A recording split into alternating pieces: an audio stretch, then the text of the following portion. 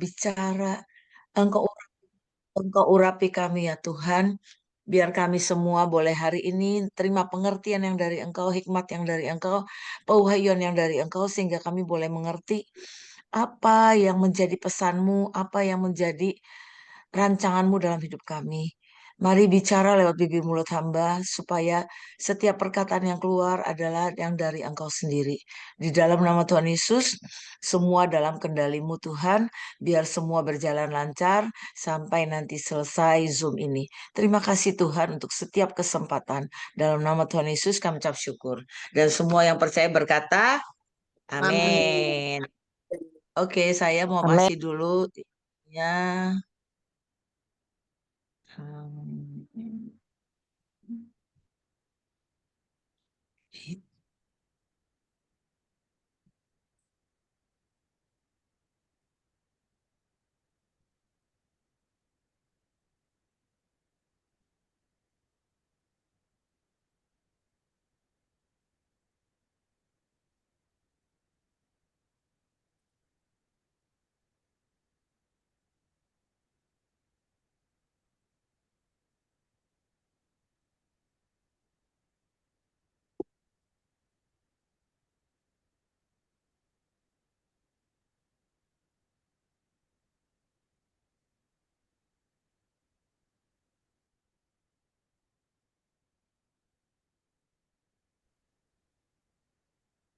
Siapa yang takut itu? Mana yang tadi itu ya? Kali untuk di player. Oke, sudah pada lihat? Bisa lihat PPT-nya? Kasih pause itu. Mau foto Ibu-ibu, Belum ya? mama-mama udah lihat? Belum ya? Masih Belum? di Windows Explorer ya? Oh, maaf, bentar ya.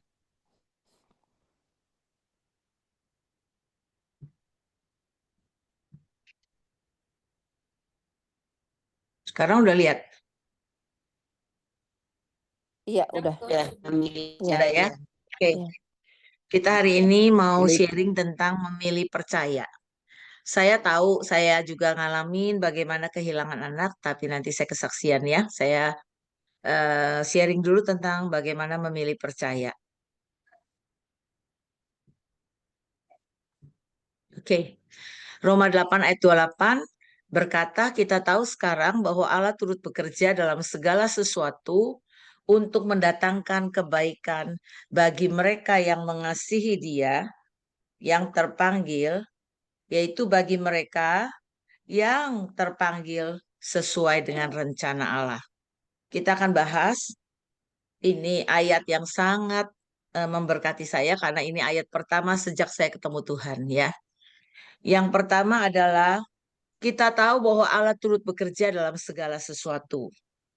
Artinya Tuhan ada bersama kita dalam segala sesuatu yang kita alami dan hadapi. Baik itu suka, baik itu duka.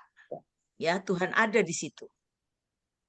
Lalu dalam hidup kita sehari-hari, percayakah kita dalam suka dan duka, Tuhan ada di situ. Bahkan kita lagi telepon, kita lagi bicara sama teman-teman kita, itu Tuhan ada di situ. Tidak ada satupun sebetulnya hal bisa terjadi tanpa seizin Dia ya. Kalau pernah dengar bahwa sehelai rambut pun tidak bisa turun, tidak bisa jatuh tanpa seizin Tuhan. Tuhan punya rencana untuk hidup kita masing-masing. Memang kadang kita tidak mengerti. Yesaya 55 ayat 8 berkata, sebab perancanganku bukanlah rancanganmu, dan jalanmu bukanlah jalanku. Demikianlah firman Tuhan. Memang kadang-kadang kita merancangkan apapun, itu eh, beda sama rancangan Tuhan ya. Dan jalan Tuhan juga bukan jalan kita. Kadang kita harus belajar untuk mengerti dan mendekat ke Tuhan supaya kita mengerti, oh jalannya seperti ini. Ya nanti ada ayatnya lagi bahwa Tuhan itu nggak pernah merancangkan yang jahat buat kita. Yang kedua, Tuhan bisa memakai segala sesuatu dari ini untuk mendatangkan kebaikan. Tidak ada penderitaan yang terjadi dalam hidup kita ini sia-sia. Mama-mama ya, Tuhan selalu bekerja untuk mendatangkan kebaikan. Kok bisa? Ya, padahal saya kehilangan anak. Nanti saya akan sharing ya. Tuhan bukan mau kita menderita atau alami sesuatu yang tidak enak sebetulnya. Kalau dia izinkan sesuatu pencobaan terjadi dalam hidup kita, dia itu punya hitungan. Yaitu untuk apa? Ujungnya untuk mendatangkan kebaikan bagi kita yang mengasihi dia. Karena sebetulnya Tuhan itu sutradara yang terbaik. Kita ini cuma pelaku-pelakunya saja. Istilah saya suka bilang begini, kalau Tuhan sutradara yang terbaik, saya ini bintang filmnya Tuhan. Ya. Filipi 4 ayat 8 berkata, jadi akhirnya saudara-saudara, semua yang benar, semua yang mulia, semua yang adil, semua yang suci, semua yang manis, semua yang sedap didengar, semua yang disebut kebajikan dan patut dipuji, pikirkanlah semuanya itu. Sesungguhnya ayat ini sungguh benar-benar luar biasa. Kalau Tuhan berkata, semua yang benar, pikirkan itu semua yang benar, semua yang mulia, semua yang adil, semua yang suci, semua yang manis, semua yang sedap didengar, semua yang disebut Udah di mana, kebajikan dan Dede? pikirkanlah Udah di mana, semuanya Dede? itu. Jadi sebetulnya ini yang kadang-kadang kita tidak Udah itu aja mengerti. dah. Pasti untuk yang terbaik. Host boleh matikan nggak itu suaranya? Ya. Percayalah, dia adalah Tuhan yang setia terhadap janji-janjinya. Jangan meragukan dia atau curiga dengan dia. Nanti saya sharing tentang kehidupan saya ya. Yang ketiga, Tuhan bisa merekayasa untuk kebaikan ya anak-anak yang telah dipilihnya dari semula. Roma 8 ayat 28 tadi yang saya merahkan itu dikatakan bagi mereka yang mengasihi dia. Untuk mendatangkan kebaik bagi siapa? Bagi mereka atau kita yang mengasihi dia. Yaitu bagi mereka yang terpanggil sesuai dengan rencana Allah. Jadi kalau kita mengasihi, Yohanes 14 ayat 15 berkata, jikalau kamu mengasihi aku, kamu akan menuruti segala perintahku. Itu firman yang berkata, bukan saya ya. Mereka yang mengasihi dia sama dengan mereka yang terpanggil sesuai dengan rencana Allah.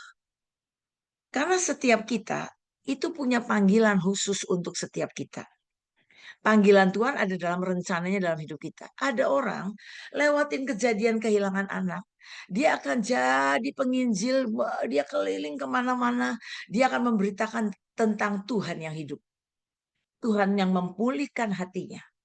Mungkin dia dipakai untuk menjadi penyanyi.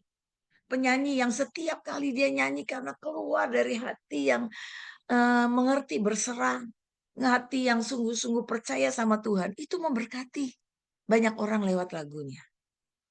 Banyak orang lagi mungkin dia dijadikan destininya adalah, panggilannya adalah menjadi penulis. Dia akan menulis banyak pesan Tuhan. Karena dia setelah kejadian nanti seperti Ayub. Bahwa dari dulu aku kenal engkau dari kata orang. Tapi sekarang aku mengenal engkau. Ya, jadi dari Roma 8 ayat 28, saya bisa bagikan adalah 3 hal ini. Yang pertama kita tahu bahwa Tuhan itu ada di setiap hal yang terjadi dalam hidup kita, yang kita hadapi. Dia tahu kok anak kita pulang. Dia tahu kok anak kita dipanggil pulang. Dia tahu. Dan dia tahu nggak kalau kita bisa sakit. Dia tahu. Ya. Tapi yang kedua, bisakah Tuhan tuh bisa pakai segala sesuatu untuk mendatangkan kebaikan bagi kita yang mengasihi dia. Gimana caranya mau datangkan kebaikan? Yaitu salah satunya adalah memilih percaya. Bahwa rencananya nggak pernah yang jelek. Bahwa rancangannya nggak pernah jahat. Ya. Dan yang ketiga, Tuhan itu bisa merekayasa segala sesuatu untuk kita yang mengasihi dia yang terpanggil sesuai rencananya. Karena sebuah destiny lah. Tuhan itu pengen kita ini punya kesaksian hidup. Punya pengalaman jalan sama Tuhan. Sampai orang bisa lihat, oh Tuhannya hidup sekali ya gitu. Ya, nanti kita lanjutkan lagi. Saya akan sharing lagi. Nah, Mungkin saya langsung aja ya dengan kesaksian hidup saya, yaitu memilih percaya. Mama-mama, saya ini punya 2 anak. Kejadiannya itu 13 tahun yang lalu, Senin kemarin pas 13 tahun. Hari itu saya sudah berjalan bersama Tuhan 21 tahun. Sebesar anak saya umurnya 20 menjelang 21. Nggak pernah terpikir bahwa rumah saya akan terbakar dan anak saya terbakar di dalamnya. Saya melayani Tuhan sudah sepanjang 21 tahun. Sebetulnya seperti orang lagi dewasa-dewasanya ikut Tuhan. Dan sepanjang itulah saya dengar suara Tuhan dan saya bergaul dengan Tuhan. Hari itu hari Jumat ya. Hari Jumat saya pergi sama kakaknya anak saya yang perempuan yang pertama sulung, yang kedua laki-laki. Yang laki-laki ini umurnya hampir 21 tahun, dia baru lulus dari luar negeri, baru sekolah kulineri, mau jadi chef. Dia lagi on the job training, lagi kerja PKL ya di salah satu restoran. Dan hari itu saya tanya dia, kamu mau ikut nggak? Dia bilang, enggak Mami, aku lagi PKL. Jadi aku nggak bisa absen. Nah, setiap Sabtu sebetulnya kami punya pertemuan ibadah doa pagi. Jadi dia bilang Jumat pagi ya, dia bilang nanti ketemu aja Sabtu. Oke, saya pergilah sama kakaknya. Nggak ada tanda-tanda, nggak ada sedikit, nggak ada kayak orang bilang firasat, nggak ada sama sekali. Biasanya Tuhan itu bicara dengan saya untuk apapun yang terjadi. Tapi hari itu Tuhan tidak bicara.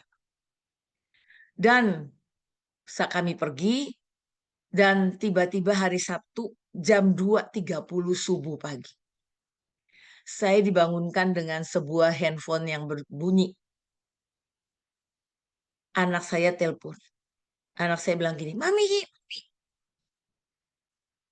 Jam 2.30 pagi, mama-mama, itu lagi orang tidur nyenyak. Saya pikir saya mimpi. Saya bilang kebakaran di mana? Di kamar Mami, di kamar Mami. Kaget. Saya ini seperti mama yang tidak berdaya. Saya belum nggak bisa terbang ke rumah saya. Saya lagi tempat lain, tempat mau pelayanan.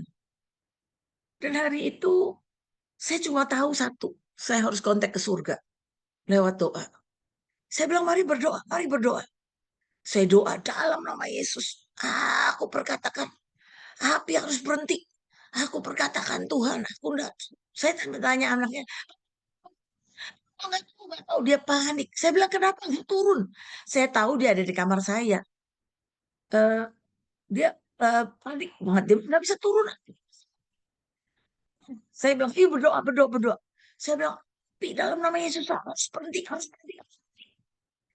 Saya lagi doa-doa Bapak Ibu. Tiba-tiba anak saya putus teleponnya. Saya coba telepon lagi, nggak bisa. Ternyata saya samperin anak saya lagi di kamar lain. Dan dia juga lagi diteleponin sama adiknya. Kami bertiga tuh sangat dekat. Dan kakaknya cuma begini. Tapi adiknya hari itu cuma ngomong kata terakhir. Tuhan Yesus tolong. Tuhan Yesus tolong dengan enggak-enggak. Berengah-engah gitu ya. Tuhan Yesus tolong, Tuhan Yesus tolong. Tiba-tiba mati. Begitu kakaknya mau coba telepon lagi. Saya itu baru dengar suara Tuhan. Tuhan bilang begini, anakmu pingsan, cepat pulang. Saya buru-buru siap-siap semuanya. Saya pulang. Anak saya yang nyetir, kebetulan ada seorang anak teman lagi nginep, jadi dari samping saya di belakang. Saya coba telepon pemimpin, saya coba telepon teman dekat saya. Saya telepon cuma satu teman dekat saya yang angkat, yaitu istrinya teman saya. Dia bilang ada apa? Saya bilang saya nggak tahu. Katanya rumah terbakar dan dia cuma sama papanya sama Mbak. Tiba-tiba saya bilang begini, doa ya sepakat supaya api ini berhenti. Aku nggak tahu apa yang terjadi. Tiba-tiba, mama-mama, saya itu taruh telepon, itu iblis mulai bersuara. Mana Tuhanmu? Kamu sudah serahkan ini, kamu sudah menyerahkan ini, kamu sudah lewatin ini, kamu sudah lewatin ini. Tiba-tiba dia itu, terus mana Tuhan? Dan saya itu 21 tahun bergaul dengan Roh Kudus. Setiap hari saya baca firman, setiap hari saya coba dengerin suara Tuhan. Tiba-tiba Tuhan itu kayak kasih saya itu perkataan yang saya nggak tahu dari mana ya. Tiba-tiba saya bisa begini, bilang sama iblis begini. Iblis dengar ya, engkau tidak bisa menghentikan langkahku. Engkau tidak bisa menghentikan lariku. Aku akan tetap finish strong. Saya bilang begitu. Lalu saya sampai di rumah, saya lihat satu gang rumah saya itu udah penuh orang. Saya coba masuk ke rumah saya, anak saya lagi parkir, saya masuk, saya lihat papanya lagi bingung. Wirawiri depan rumah. Saya coba masuk, ternyata sudah ada pemadam kebakaran 2 mobil. Dan orang-orang pemadam kebakaran itu nggak kasih saya masuk. Ibu mau ngapain katanya? Saya mau cari anak saya yang di dalam. Hah katanya. Saya bilang iya, anak saya di dalam. Nggak bisa Bu, ini udah panas. Itu puji Tuhan rumah saya terbakar sendiri, maksudnya nggak ke kiri ke kanan. Itu rumah sudah habis, rumah sudah hitam dan sudah tidak ada listrik. Dan sebetulnya 2 bulan sebelum, nggak sampai 2 bulan lah, sebelum waktu, boleh dimatikan suaranya? Boleh, semua mama-mama matikan itunya mic ya. Oke. Lalu waktu kedapatan rumah saya 2 bulan sebelumnya adalah ada rayap, ada ratu rayap. Saya belum sempat membetulkan, memperbaiki rumah. Tiba-tiba kebakaran, koslet. Jadi rumah saya yang di atas tuh atap itu sudah runtuh, ibu-ibu. Sudah runtuh, jadi rumah saya udah penuh puing-puing. Sudah nggak ada lampu dan di dapur saya itu ada 2 tabung gas. Tapi saya tahu saya ini cuma pegangan Tuhan. Saya doa di depan rumah saya angkat tangan saya. Saya bilang di dalam nama Yesus, aku perintahkan api berhenti. Izinkan aku masuk. Mungkin pegawainya tuh lihat saya kok tenang ya. Akhirnya dia datengin saya gini. Ibu mau masuk? Iya saya mau masuk. Saya nggak tunggu suami saya nggak tunggu anak saya. Saya masuk, saya bilang gini. Saya masuk di dalam nama Bapa, Putra, dan Roh Kudus.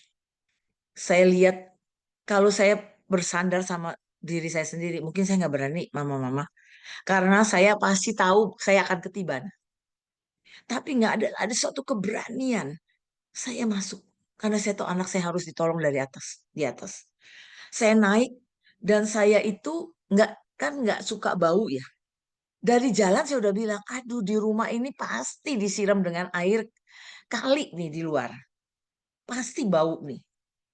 Begitu saya naik, tangga rumah saya sudah tidak terlihat tangga. Sudah penuh dengan puing-puing. Saya naik dan memang sampai hari ini ada tanda di kaki kanan saya itu semuanya berlumuran darah. Saya naik pakai itu ada 2 pegawai pemadam kebakaran kan lagi gelap-gelap. Dia lagi siram dan dia kesiram wajah saya. Dan puji Tuhan, mama-mama saya ini berarti bergaul sama Tuhan 21 tahun. Saya diajarin Tuhan untuk selalu tidak pernah ada perkataan negatif. Setelah saya disiram yang keluar dari mulut saya adalah puji Tuhan, haleluya. Dia bilang gini, ibu mau ngapain? Saya mau cari anak saya. Hah? Ada anak? Katanya gitu. Saya lihat sendiri dengan mata kepala saya sendiri. Saya lihat semua kamar lagi terbakar. Dan kamar saya itu sudah blong, nggak ada plafon. Dan saya lihat ranjang saya lagi terbakar. Saya lihat lemari saya lagi terbakar. Tiba-tiba itu semua puing-puing. Dan saya coba cari di dekat kamar mandi saya. Gak bisa. Dia bilang, gak ada Bu. Tiba-tiba saya ingat tempat saya berdoa. Dia bilang, ada. Ini ada kaki yang terbakar. Dibilang saya nggak panik, ya panik juga. Saya nggak bisa bedakan antara kaki yang terbakar dengan puing-puing. Lalu dia bilang begini, Bu, ibu harus turun. Saya lapor komandan dulu. Akhirnya saya turun, saya dibawa. Semua orang sibuk dengan kaki saya. Saya bilang nggak usah. Tiba-tiba saya lihat jenazah anak saya dikeluarkan. Saya lari ikutin anak saya. Saya lari sama kakaknya. Saya lari. Karena waktu itu yang teringat saya adalah gini. Kalau orang mati tidak dijagain nanti ginjalnya diambil. Dan saya tahu banget itu anak saya. Terus saya lari, saya ikutin mobil yang membawa jenazah anak saya. Anak saya yang besar duduk di depan, saya duduk di tengah, ditemenin sama teman saya. Lalu tiba-tiba pemimpin telepon saya. Hari itu jam 2.30 waktu saya telepon, itu semuanya lagi mati handphonenya atau lagi nggak diangkat. Dua pemimpin saya menelpon saya. Dia bilang bagaimana? Saya bilang sudah habis rumah. 97% barang saya habis. Saya bilang anak saya sudah terbakar. Saya tahu ini anak saya terbakar, walaupun saya belum lihat. Terus pemimpin saya doa. Dia sampai gak bisa ngomong. Tapi saya bilang begini, tapi jangan khawatir Pak. Iblis gak bisa menghentikan langkah. Aku akan tetap finish strong. Karena kami baru punya lagu tentang finish strong. Dan akhirnya eh, eh, pemimpin saya tuh doa. Pemimpin saya punya kepekaan, ketajaman. Dia bilang begini, saya lihat anakmu sebelum meninggal, dia ditemui Tuhan. Dikasih dua pilihan. Apakah dia mau tetap di dunia, apa dia mau pulang ke surga. Di umurnya hampir 21 tahun, dia bisa memilih. Dan dia memilih pulang ke surga. Dan saya eh, ya nangis lah ya gitu ya. Sampai di rumah sakit RSM, saya langsung masih coba telepon keluarga saya, sempat kasih tahu ini gini gini gini.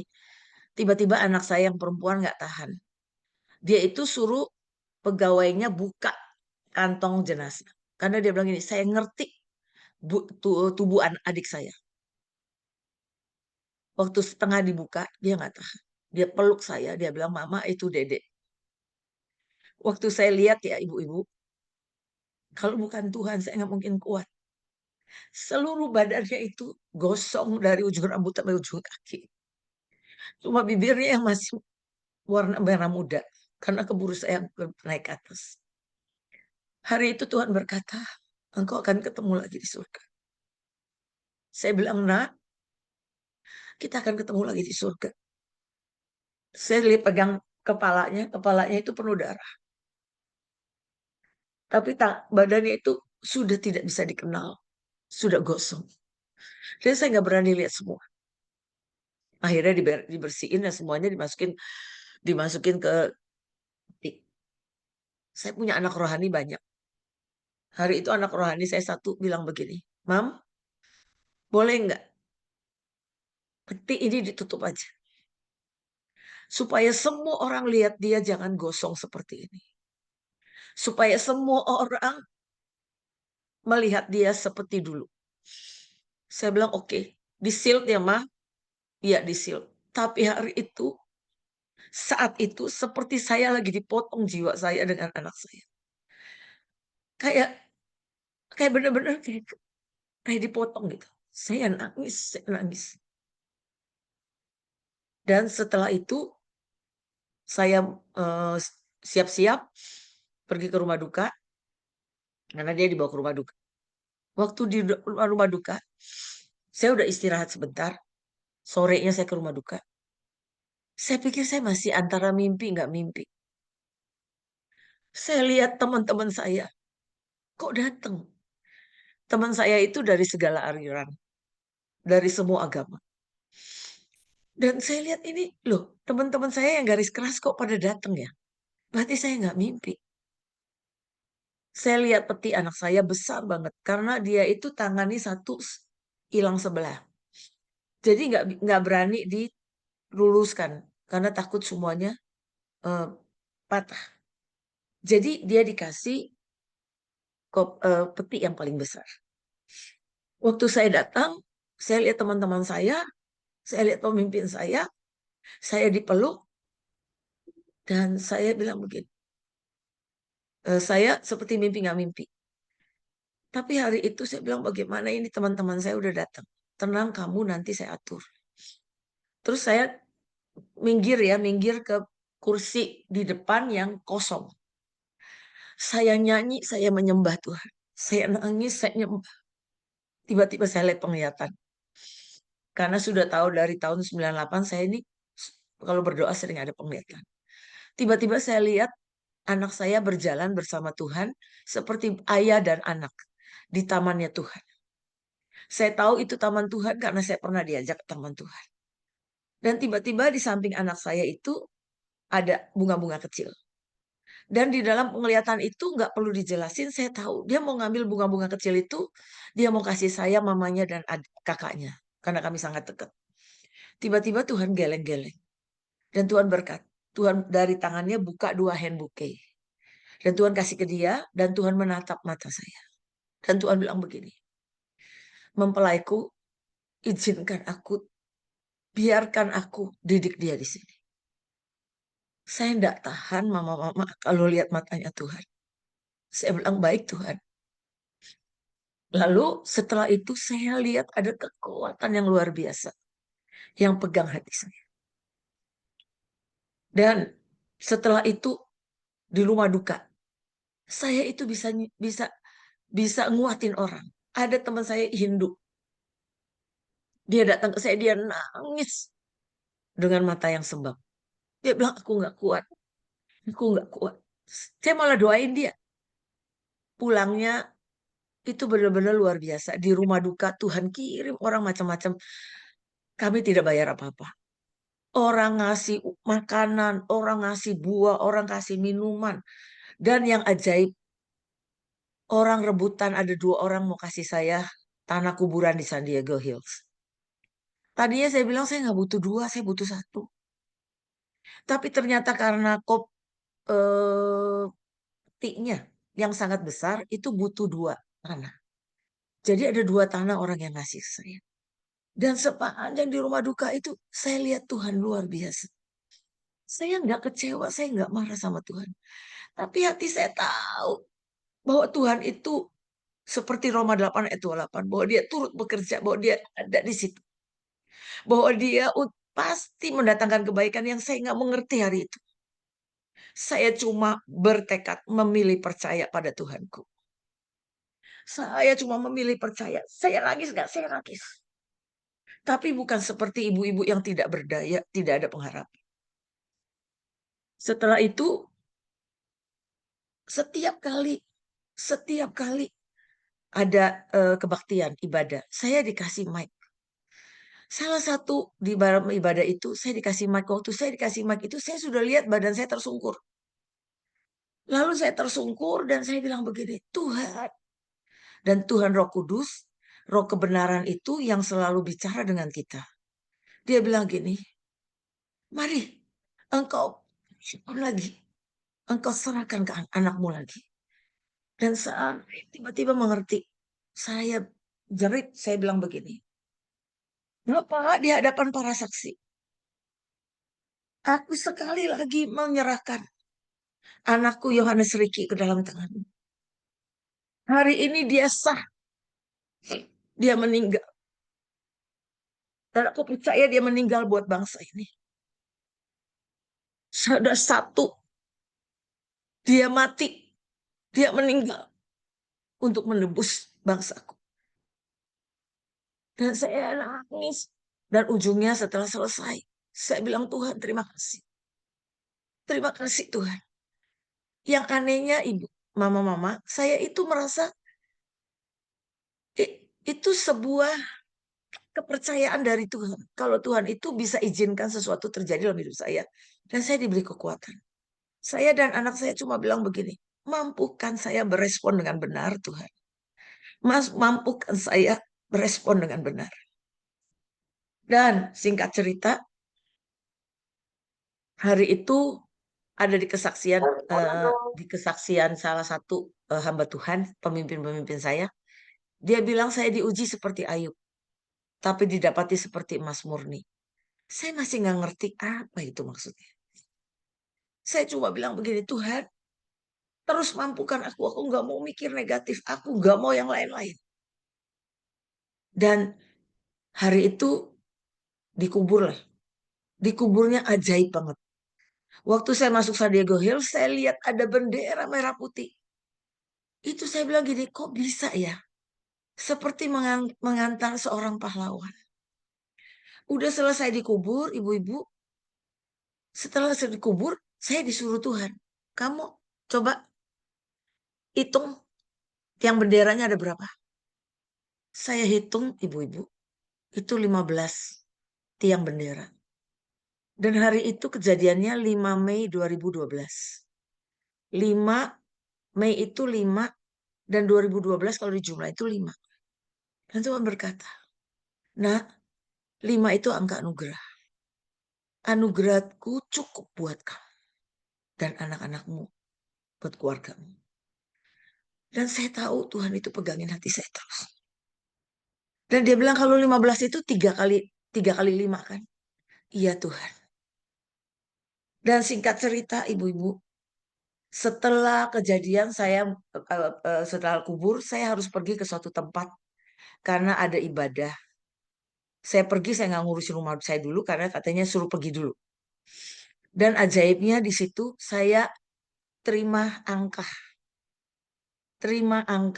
persembahan yang dikasih di rumah duka oleh banyak teman-teman dan saudara dan keluarga. Itu angkanya 999, 4 angka 9, sisanya baru yang lain. Dan Tuhan bilang begini, nak, responmu dan respon anakmu. Karena suami saya belum sungguh-sungguh mau menyerah ke Tuhan. Tuhan bilang begini, responmu dan respon anakmu yang besar ya. Itu membuat kalian seperti emas murni di hadapanku. Mama-mama, Tuhan bilang begini, kalau kita beli emas batangan 24 karat, itu pasti tertulis 9999. Dan itu saya kaget. Dan Tuhan berkata, nah, engkau naik level. Responmu membuat engkau seperti emas murni di hadapanku. Saya tidak tahu, tapi Tuhan itu mengatur semuanya ketika saya memilih percaya. Jadi percaya itu apa? Kok.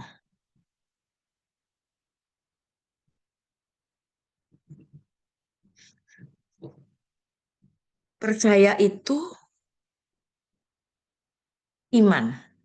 Roma 10 ayat 17, jadi iman timbul dari pendengaran dan pendengaran oleh firman Kristus. Jadi kita akan bisa percaya kalau kita sering mengisi hidup kita dengan firman Tuhan. Ibrani 11 ayat 1 berkata, iman adalah dasar dari segala sesuatu yang kita harapkan dan bukti dari segala sesuatu yang tidak kita lihat. Jadi iman adalah belum yang kita lihat, tapi baru kita harapkan. Tapi kita percaya ada Tuhan. Dengan apa? Dengan cara kita melatih iman kita bergaul. Karena dikatakan Ibrani 11 ayat 6 berkata, tetapi tanpa iman tidak mungkin orang berkenan kepada Allah. Sebab barang siapa berpaling kepada Allah, ia harus percaya bahwa Allah ada. Dan bahwa Allah memberi upah kepada orang yang sungguh-sungguh mencari dia. Jadi kalau kita nggak berjalan dengan iman, kita nggak mungkin berkenan di hadapan Tuhan. Sebab dikatakan barang siapa berpaling kepada Allah, ia harus percaya bahwa Allah ada. Dan bahwa Allah memberi upah kepada orang yang sungguh-sungguh mencari dia dan percaya kepada dia.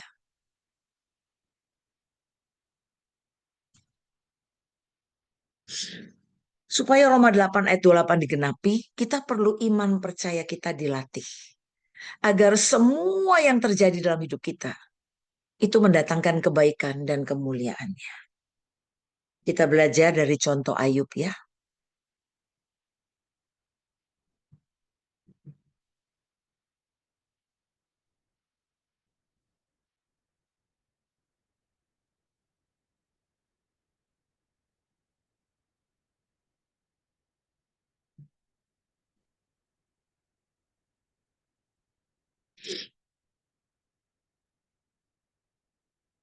Ayub 23 ayat 10 berkata, karena ia tahu jalan hidupku, seandainya ia menguji aku akan timbul seperti emas. Respon Ayub waktu dia lewatin ujian. Ayub 1 ayat 21 berkata, katanya, dengan telanjang aku keluar dari kandungan ibuku. Dengan telanjang juga aku akan kembali ke dalamnya. Tuhan yang memberi, Tuhan yang mengambil, terpujilah nama Tuhan. Ayub berkata ini ketika istrinya marah dan istrinya mengutuk dia. Istrinya nggak mengerti. Tapi Ayub bilang, dengan telanjang aku keluar dari kandungan ibuku. Dengan telanjang juga aku kembali ke dalamnya.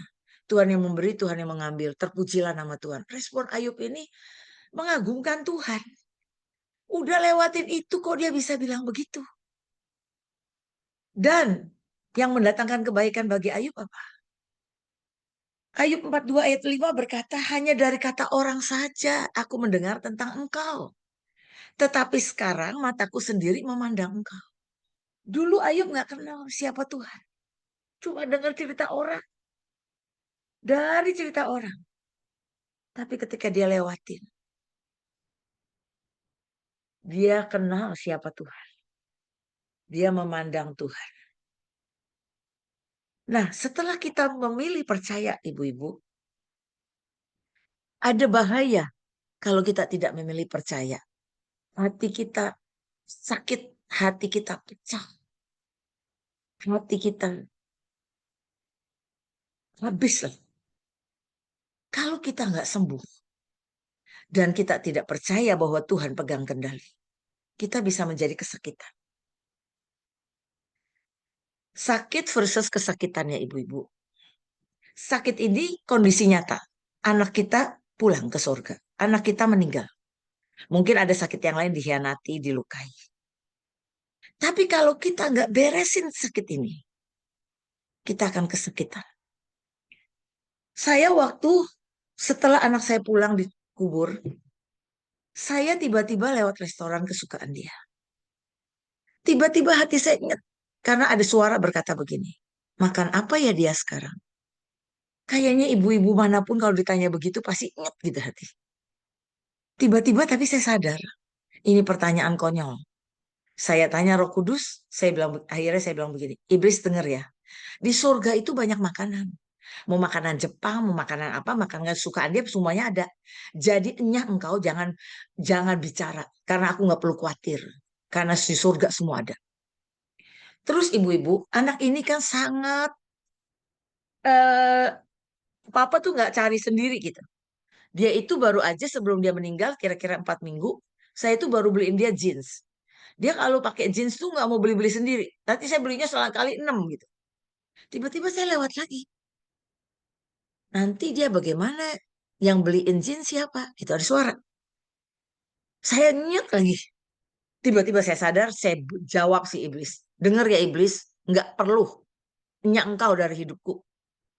Pergi, aku nggak perlu urusin. Di surga sudah ada semua. Dalam nama Yesus. Yang terakhir, saya itu lagi diem. Tiba-tiba ada suara gini, coba kamu bayangkan. Waktu dia ketakutan di kamarmu. Suamimu di bawah, dia di atas. Dia lagi ketakutan. Dia lihat kebakaran semuanya itu. Coba kamu bayangkan, coba kamu bayangkan. Saya baru aja mau bayangkan. Tapi kembali lagi saya ini selalu bertanya ya sama Roh Kudus. Saya bilang gini, ada konyol nih. Iblis, nggak usah. Saya bilang gitu. Nggak usah saya bayangkan. Karena saya sudah lihat dia di surga bersama Tuhan. Nggak usah. Aku ngapain perlu bayangkan. Dia udah happy dengan Tuhan. Tiba-tiba, nggak lama Tuhan ngomong gini. Lolos nak dan lulus. Kalau engkau ikut dia bayangkan. Pertama engkau akan salahkan aku. Karena Tuhanmu tidak membela. Tidak menyelamatkan. Yang kedua, engkau akan salahkan semua orang di sekitarmu. Dan kamu juga akan salahkan dirimu sendiri karena engkau tidak ada di rumah. Wah, itu mungkin setahun itu ya, ada suara-suara. Sampai saya ini kan juga pengajar di luar, saya konsultan. Saya lagi sharing-sharing umum biasa ke orang-orang di semua gitu. Tiba-tiba ada satu orang, dia bilang dia pernah mati suri. Begitu udah selesai, dia datang ke saya. Dia bilang gini, coach, saya suka dipanggil coach ya. Coach, Saya baru tahu itu anak coach. Dari tadi saya lihat dia pelukin coach. Dia kangen banget sama coach katanya. Padahal saya itu baru aja semalam sebelumnya, saya tuh memang kangen banget sama anak saya. Saya bilang gini, Tuhan, aku tuh boleh nggak sih lihat di mimpi? Tiba-tiba ada yang bicara begitu. Terus saya bilang gini, kamu kok tahu itu anak saya? Coba gambarin. Aku nggak bisa gambar, coach. Tapi karena yang saya ngajarin semua anak muda, seumur-umur anak saya, dia tunjuk satu orang. Dia bilang gini, tingginya kayak dia. Dan sekarang dia udah lebih gemuk daripada sebelum dia meninggal. Emang bener. Dia waktu saya lihat penglihatan, dia udah gemukan. Terus dia bilang, terus saya doain dia dulu, nih doain orang ini dulu. Saya bilang, kamu belajar dari mana? Kok bisa mati suri segala macam? Saya tanya nih. Ujungnya dia tanya saya begini, Coach, mau sampaikan pesan nggak? Saya baru diem. Saya bilang gini, nggak usah. Saya bisa ngomong sama Tuhan. Selesai itu Tuhan cuma bilang begini, kalau engkau nanya sama itu, engkau akan kena roh penyesat. Karena orang mati sudah tidak ada bagian lagi di dunia ini. Nah, jadi kalau kita sakit nggak sembuh-sembuh, ibu-ibu, itu menjadi kesakitan. Merasa gitu kehilangan. Sakit yang di entertain tuh kita dengar suara, kita jawabin lagi. Kita nanti dengar lagi, kita jawabin lagi. Kita menolak sembuh, kita menolak berdamai dengan keadaan. Dengan sudah meninggalnya dia, kita berkubang di sana. Kita menikmati roh mengasihani diri kalau kita ini kehilangan, jadi kehilangan semua semangat dan semuanya. Kita bisa menyalahkan keadaan.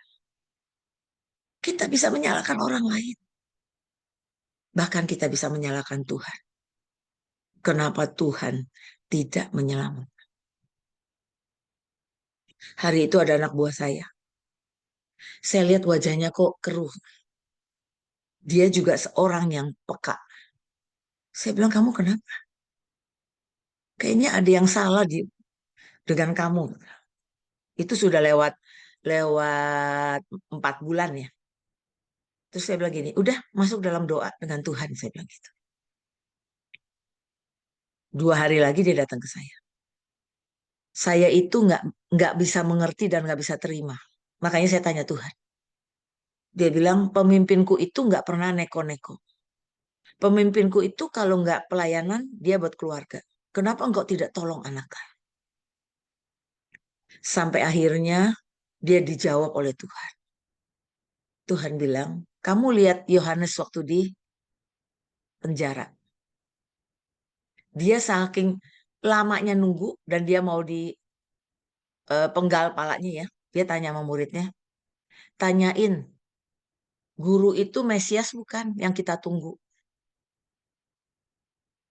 Dan sesungguhnya waktu itu Tuhan Yesus setelah dengar itu, Tuhan Yesus itu waktu dengar Yohanes itu dipenggal kepalanya, dia pergi ke bukit dan dia nangis. Hari itu Tuhan bicara dengan anak buah saya bilang begini, engkau lihat ibu pemimpinmu, dia bahkan tidak mempertanyakan aku. Dia memilih percaya dengan semua yang aku izinkan terjadi dalam hidupnya. Ibu-ibu, saya nggak ngarang, 13 tahun saya hidup dalam perkenanan Tuhan. Waktu Tuhan bilang, engkau didapati seperti Mas Murni. Jalan perkenanan ada di depanmu, nak. Saya lihat semua kebutuhan saya dicukupi. Rumah saya yang terbakar, saya dikembalikan 4 kali lebih besar dari tanah yang saya ada dulu. Dia buatin saya taman yang saya suka taman. Saya kehilangan anak satu, saya bilang sama iblis, iblis, kamu berani-beranian ambil anakku satu. Aku tuntut engkau. 1 juta bangsaku akan diselamatkan. Dan saya kehilangan satu anak. Tapi saya di mana dapat anak rohani banyak banget. Saya memang setelah saya tinggalkan posisi saya ini bankir dulunya, ibu-ibu. Saya meninggalkan posisi saya ketika saya pegang 12 triliun aset. Saya pegang 157 cabang dan saya tinggalkan 1.200 staf yang saya tanggung jawab. Karena Tuhan panggil saya dengan 3 kali mimpi berturut-turut dalam 1 minggu. Dan mimpinya sangat jelas bahwa sudah waktunya engkau tinggalkan. Saya melatih iman percaya saya. Tapi saya lihat Tuhan cukupkan semuanya. Saya jalan sampai hari ini saya bersaksi dimanapun. Itu membuat Kristen non-Kristen melihat Tuhan yang hidup dalam hidup saya. Saya bukan kuat dari sononya. Saya bukan dari sononya udah begini, enggak. Tapi waktu saya berjalan sama Tuhan, Roma 8 ayat 28 adalah ayat kunci saya. Ayat pertama saya. Setiap kali saya berkata, Tuhan, Engkau yang akan mengatur segalanya. Jadi hati-hati dengan kesakitan ini. Kalau luka, sakit ini menjadi kesakitan berujung pada kejatuhan. Mazmur 38 ayat 7 dari versi The Message ya, bahasa Inggris diterjemahin. Sekarang aku tersungkur, mengasihani diriku dari pagi hingga malam. Letih kalau kita sakit terus. Mazmur 38 17 ayat versi yang lain, bis ya. Sebab aku hampir saja jatuh, terus-menerus aku kesakitan. Enggak enak ibu-ibu kalau kita kesakitan. Ayat ini juga ayat yang sangat bagus. Mazmur 37 ayat 4 berkata, dan bergembiralah karena Tuhan. Bukan cuma bergembira, tapi karena Tuhan kita tahu, Tuhan kita akan bela, Tuhan kita akan rekayasa, Tuhan kita yang akan bela.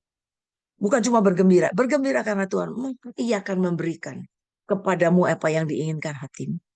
Tuhan yang paling tahu apa yang diinginkan hati kita. Ayat selanjutnya yang terakhir, Amsal 3 ayat 5 sampai 6. Percayalah kepada Tuhan dengan segenap hatimu, dan janganlah bersandar kepada pengertianmu sendiri. Akuilah dia dalam segala lakumu, maka ia akan meluruskan jalan. Mari kita percaya kepada Tuhan dengan segenap hati kita. Dan jangan bersandar pada pengertian kita sendiri. Otak kita, pengertian kita itu enggak seberapa. Kita harus akui Tuhan dalam segala laku kita. Maka dia akan meluruskan jalan-jalan kita. Saya tutup di sini. Sebelum nanti saya doakan, tapi saya mungkin ada tanya jawab. Saya tutup di sini ya. Tuhan Yesus memberkati. Hostnya? Halo, sorry Bu, tadi coach putus sih. Udah, sekarang kedengeran nggak? Oh ya udah kedengeran ya. Iya. Tadi keputus. Ya.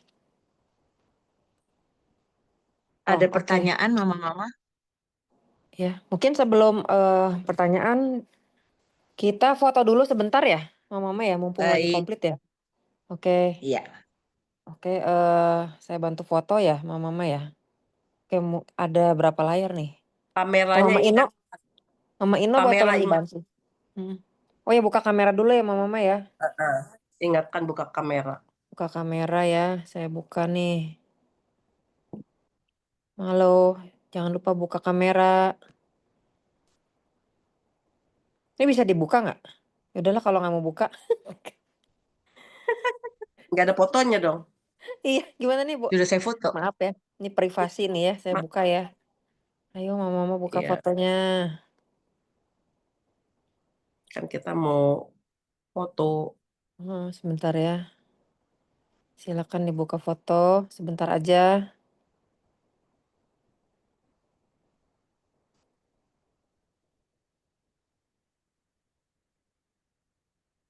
Mama Glenn udah.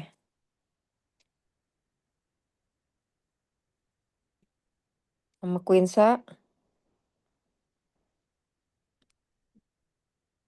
Oke. Ya. Mama Ino boleh tolong bantu foto ya? Iya, Mam, sudah. Oke. Oke. Jangan lupa senyum ya.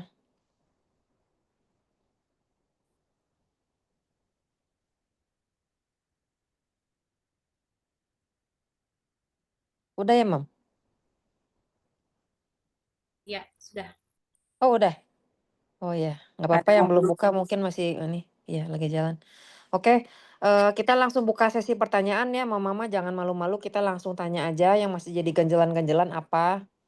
Ya silakan Mama ya. Sebenarnya ada yang pertanyaan nih Coach ke saya, Japri ya. Iya. Dia Mm-mm. bilang, "Kenapa Tuhan tega sama saya?" Nah, ini banyak ngasih pertanyaan Mama juga. Ada, Oke. kenapa harus saya yang kena gitu. Ya, makasih Coach. Iya. Sebetulnya sih tadi yang saya bilang ya, sebelum Tuhan izinkan sesuatu terjadi dalam hidup kita, Dia sudah hitung. Sebetulnya semua kejadian dalam hidup kita, Tuhan itu pengen kita belajar sesuatu. Karena begini, dalam hidup kita itu tidak bertanggung jawab dengan apapun yang terjadi. Tapi kita bertanggung jawab dengan respon kita, supaya itu berubah. Karena Tuhan sudah tentukan kita menjadi pemenang, bahkan lebih dari pemenang. Amen. Kita ini harusnya menang dari semua pencobaan dan ujian. Karena kita sudah ditentukan menjadi pemenang, bahkan lebih dari pemenang. Yang kedua, Tuhan berkata bahwa roh yang di dalam kita ini jauh lebih besar dari segala roh di dunia ini. Jadi kalau kita bergaul dengan firman, nanti firman itu yang membuat kita percaya. Dan sebelum saya di hari 21 tahun saya ikut Tuhan, Bapak, Mama ya. 21 tahun saya dengar suara Tuhan, bayangin. Hari itu doang Tuhan tidak bicara. Tapi saya pikir-pikir kalau dia bicara, dia bilang begini ya, misalnya, Irin, rumahmu akan terbakar habis. 97% barangmu akan habis. Anakmu gosong di dalamnya. Kira-kira saya ini akan pergi dari rumah nggak? Saya nggak akan. Saya nungguin anak saya nggak boleh kerja. Saya nggak pergi kemana-mana. Itu malah saya tidak melakukan apa yang Tuhan mau. Jadi saya tiba-tiba bisa mengerti gini. Tuhan terima kasih. Kalau engkau tidak kasih tahu saya. Kalau engkau kasih tahu nggak mungkin lah saya kerjakan. Tapi saya latihan. Bagaimana Roma 8 ayat 28 itu benar-benar terjadi dalam hidup saya. Memang rancangan Tuhan bukan rancangan kita. Jalan Tuhan bukan jalan kita. Rancangan Tuhan dikatakan adalah damai sejahtera. Adalah penuh pengharapan di masa depan kita. Tapi bisa nggak? Can we trust God? Bisa nggak kita memilih Tuhan? Percaya. Percaya Tuhan kita itu ajaib. Dia kalau mau buat apapun bisa. Hari itu dikonfirm beberapa orang. Anak saya ditanya Tuhan. Engkau mau pulang ke surga? Atau kamu mau tetap di dunia? Dia memilih pulang. Dan 2 bulan setelah kejadian, anak saya dibawa ke surga yang perempuan. Karena dia sangat kehilangan. Dia dibawa pulang ke surga. Dia dibawa lihat surga. Ketemu adiknya. Dan waktu dia ketemu adiknya, pertanyaan yang pertama dia tanya gini, kenapa kamu gak turun? Itu ternyata pertanyaan yang ada di dasar, di alam bawah sadar dia. Waktu itu adiknya cuma bilang gini, aku gak berani. Hatinya besar. Tapi dia bilang, kamu ketemu Tuhan. Aku ditanya Tuhan, aku pilih pulang. Terus dia cerita, badanku kebakar ini. Kakaknya bilang, yang itu gak usah diceritain. Dia bilang, aku bisa lihat badanku terbakar loh. Karena mereka tuh sangat dekat. Mama, setelah itu, kakaknya mimpi lagi. Bapaknya mimpi begini. Lagi nyetir nih bareng sama adiknya. Dia tanya adiknya begini. Kalau satu hari ya, Tuhan mau kamu melakukan sesuatu yang kamu gak mau. Kamu mau lakukan nggak? Dia bilang enggak. Banyak hal yang akhirnya Tuhan bicara bahwa kalau dia enggak pulang, mungkin dia nggak sampai garis akhir. Itu saat dia lagi cinta Tuhan. Lagi di puncak dia cinta Tuhan. Dibawa pulang sama Tuhan. Karena nanti ya, sebetulnya dia itu pernah cerita. Aneh ya katanya. Saya ini waktu saya terbakar, saya lihat kaki saya yang selama ini terikat itu lepas. Ternyata saya ini mewarisi dari papa yang tidak mau kenal Tuhan, yang terus jatuh bangun dengan dosa. Dan setelah 7 tahun, saya melihat anak saya. Salah satunya, anak saya itu sudah dapat jubah. Waktu dia dapat jubah imam ya, jubah imam, saya itu mimpi siang-siang. Jadi ada sidang ilahi kita. Lagi ada pentabisan Imam Lewi. Saya bingung kenapa saya ada di sini. Terus saya bangun. Saya tanya Tuhan, Tuhan maksudnya ini mimpi apa ya? Jelas banget. Tuhan bilang anakmu mau ditabiskan jadi Imam Lewi. Makanya ibu orang tuanya diajak rapat sidang ilahi. Diminta persetujuannya. Oh, saya kaget. Jadi ibu-ibu, kadang kita tidak mengerti. Tapi Tuhan yang paling tahu, yang paling tepat. Kalau kita nggak sedih, kita percaya, kita akan ketemu lagi di surga. Kita tanya Tuhan, kita terus nyembah, kita puji. Nanti dibukakan Tuhan. Saya tahu sakitnya. Sampai hari ini ya, mama-mama, saya nggak berani lihat foto dia lama-lama. Hati saya masih ingat gitu. Tapi saya memilih percaya bahwa dia sudah ada di surga. Karena saya sudah lihat itu. Tapi saya nggak pernah mimpi sama ketemu anak saya. Padahal saya mintanya mimpi terus. Nggak mimpi.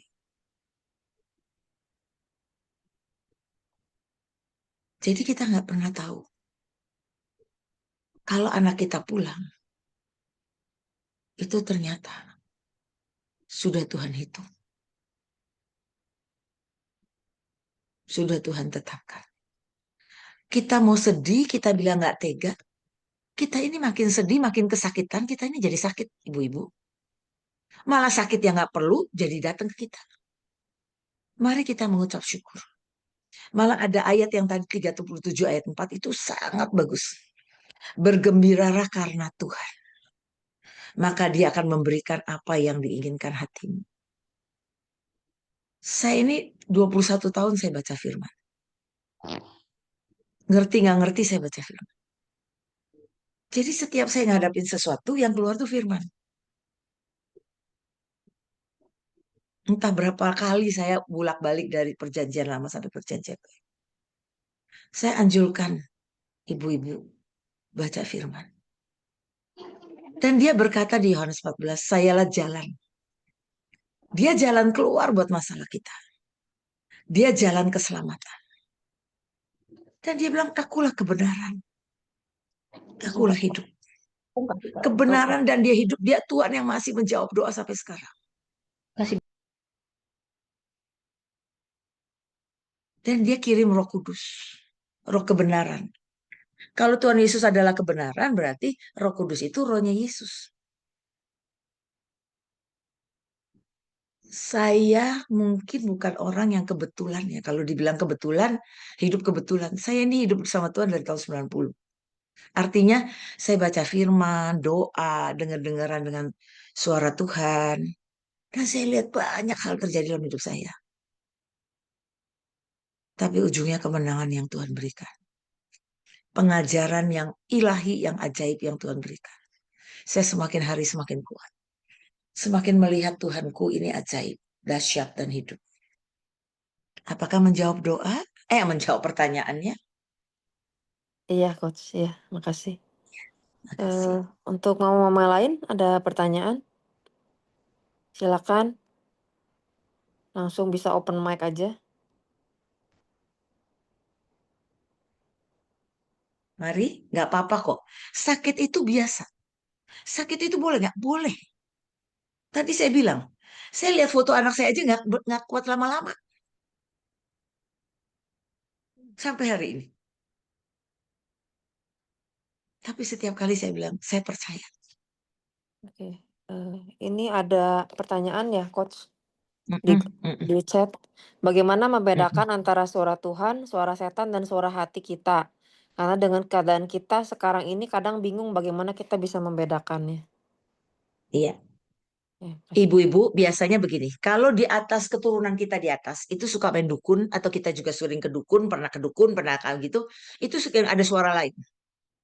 Ya, kita harus sering bilang telingaku ini ada saringan. Biar aku bisa membedakan antara suara Tuhan dan suara iblis atau suara yang lain. Yang kedua, kita punya karunia. Kita aktifkan karunia membedakan roh. Yang ketiga, kalau kita mau dengar suara Tuhan, telinga rohani kita dipertajam, bangunlah di pagi hari. Karena firman-Nya berkata, ketika kita bangun di pagi hari, maka telinga rohani kita dipertajam. Terus yang selanjutnya adalah baca firman. Jangan mau dengar suara Tuhan, kita nggak baca firman, nanti kita dengarnya suara lain. Sebelum saya baca firman, saya sering diajak kemana-mana. Itu membingungkan saya. Malah saya pernah diajak ke dukun. Malah saya pernah diajak untuk ngeramal tangan. Sejak saya ketemu Tuhan, saya terima Dia sebagai Tuhan dan Juru Selamat pribadi, saya menghindar semuanya itu dan saya baca firman. Pasti bisa. Kayak latihan. Dengar suara orang. Suara pemimpin atau suara apa gitu. Menjawab pertanyaannya dari Lia Salib. Menjawab pertanyaan. Jadi bangun di pagi hari. Kalau mau dengar suara Tuhan, bangun di pagi hari. Dan di pagi hari, ibu-ibu, dikatakan begini, kita akan terima kasih yang baru di pagi hari. Kita terima selalu kasihnya Tuhan. Itu melampaui apapun. Ibu-ibu, saya bukan cuma kehilangan anak. Rumah saya terbakar, nggak pernah kebayang saya bergaul dengan Tuhan. Rumah saya terbakar habis. Barang saya ini habis semuanya. Cuma 4 baju saya pergi bawa begitu bawa 4 baju. Tapi hari itu juga, minggu itu juga saya penuh dengan baju. Karena semua orang ngirimin baju ke saya.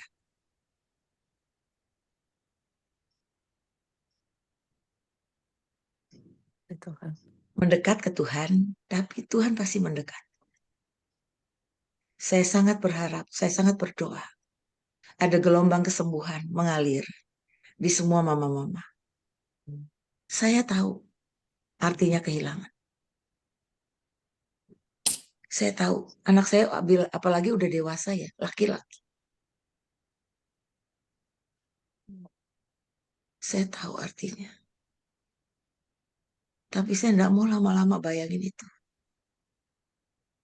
Saya memilih percaya dan bergaul dengan Tuhan. Dan ajaibnya ketika bergaul dengan Tuhan, Tuhan bicara, Tuhan cerita. Tuhan ceritain tentang pewahyuan, tentang apa. Itu semangat banget.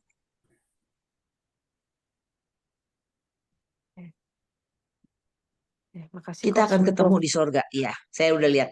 Kita akan ketemu dengan anak kita di sorga. Kecuali anaknya tapi udah terima Yesus belum?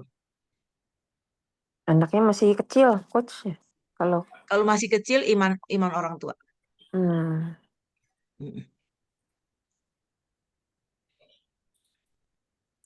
Kita akan ketemu. Daripada kita nangisin terus, nanti jadi kesakitan. Kita jadi sakit-sakit. Kita nggak, kalau orang kesakitan tadi ya jadi kabur. Jadi kita nggak bisa lihat yang bagaimana, yang sesungguhnya Tuhan sediakan. Mari kita bergembira karena Tuhan. Bilang aja, Tuhan terima kasih. Aku mau bersyukur karena Engkau. Nanti Dia yang tahu hati kita. Kita ditemenin banyak orang yang memanggil kita mama. Banyak orang bukan cuma panggil mama. Nemenin kita. Saya di tiap kota. Saya ini keliling kan ya. Saya ini pengajar. Saya ini coach yang ngajar kemana-mana. Jadi saya ngajar kemana-mana. Aduh, banyak banget anak rohani nambah-nambah.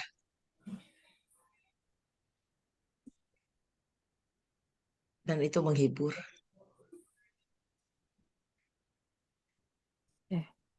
Ada lagi, ibu-ibu? Ada lagi.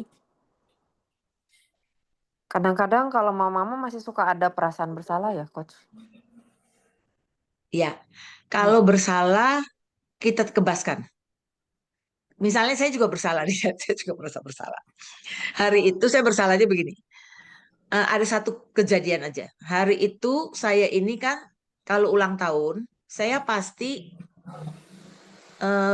meliburkan kegiatan saya dan saya cari Tuhan. Biasanya kalau saya ulang tahun, kalau saya cari Tuhan, saya dapat sesuatu itu.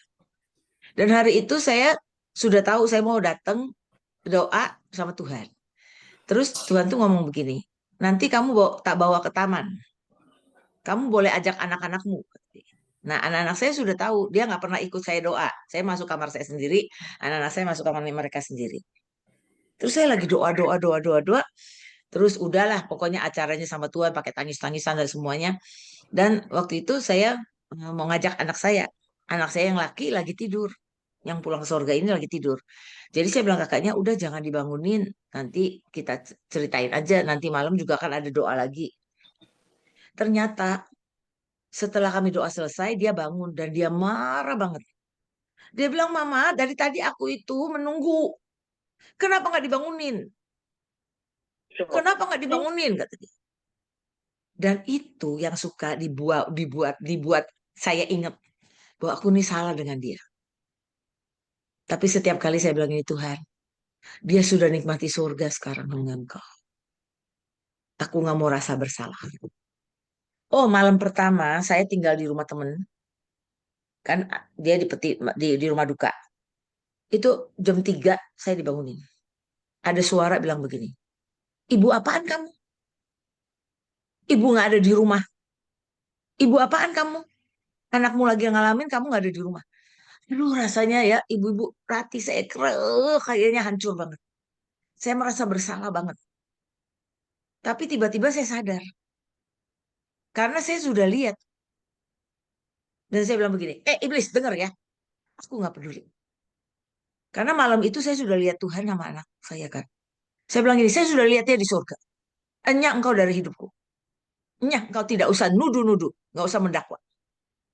Tiba-tiba ketika saya usir begitu, saya lihat ada yang keluar dari hati saya ya.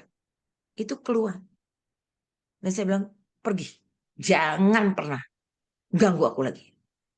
Nah, kalau kita merasa bersalah, roh penyesat ini akan ngomong terus. Ibu-ibu, kalau kita luka, tahu kan kalau luka itu kan misalnya lukanya sampai bernanah apalagi ya, kelamaan. Kira-kira ini didatangin lalat nggak? Nah, kalau lalat itu ada roh yang namanya Bersebul. Nah, Bersebul itu lalat. Spiritnya lalat. Lalat ini ngapain? Dia akan bersuara terus, bikin kita down, down, down, down, down. Kita meninggalkan Tuhan dan kita marah sama Tuhan. Itu mah tujuan iblis. Buat kita sangat bersalah. Kita harus hantem terus. Hantem iblis bilang gini, sudah selesai. Dalam nama Yesus. Untuk kita kuat, iman timbul karena pendengaran akan firman Tuhan. Jadi kita harus tiap hari baca firman. Supaya yang kita isi adalah firman. Dan itu akan sangat ajaib. Dan waktu kita dengar suara Tuhan juga firman. Alkitab saya yang pertama itu sudah terbakar, jadi korban bakaran. Itu saya dari depan udah tinggal coret-coret, suka coret-coret pakai stabilo lah semuanya, kemana-kemana. Sekarang kalau saya cari udah gak ada, saya bilang udah jadi korban bakaran. Tapi itu perjalanan saya bersama Tuhan. Tidak pernah terlambat kalau kita mau. Jalan sama Tuhan. Mama Lia tadi Mama Lia udah bisa dapat jawaban?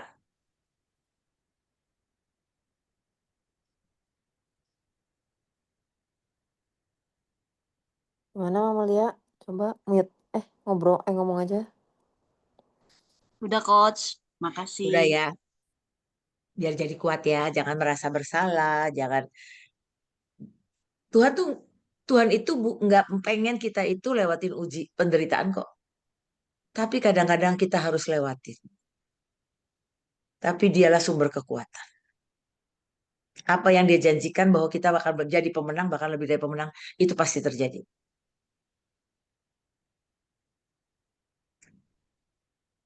Amin. Ada lagi? Ya, ada lagi mama-mama? Ini mama-mama baca firman nggak? Baca firman setiap hari nggak? Supaya kuat baca ya. Senyum-senyum pertanda iya ya, Mam. Nanti ngalamin luar biasa loh. Amin. Karena saya bukan cuma ngomong aja sih. Saya lihat bagaimana saya di kerjaan, saya di pelayanan, saya di mana-mana saya lihat Tuhan itu hidup banget. Nyata, Tuhan itu nyata.